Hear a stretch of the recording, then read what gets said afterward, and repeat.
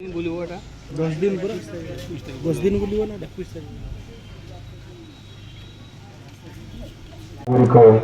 आउ अधिक समर्पण और साधना सहित आम राज्यर विकास और राष्ट्र निर्माण में समर्पित होगा।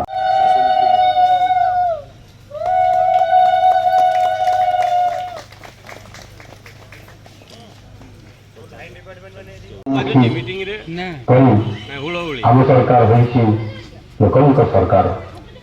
मु विश्वास सहित कहीपे जे यही प्रथम वर्ष आम अनेक आह्वान वर्ष था,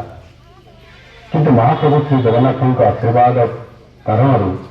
यशस्वी प्रधानमंत्री श्री नरेंद्र मोदी मार्गदर्शन लोकों सहयोग और सरकार संकल्प को पाथई कर आम एक टीम भाव चाषी हस माँ और भूमि को सम्मान युवपीढ़ी को जीविका भित्तिभूमि विकास ओडिया अस्मितार सुरक्षा विकसित गाँ विकसित ओडिशा गठन आम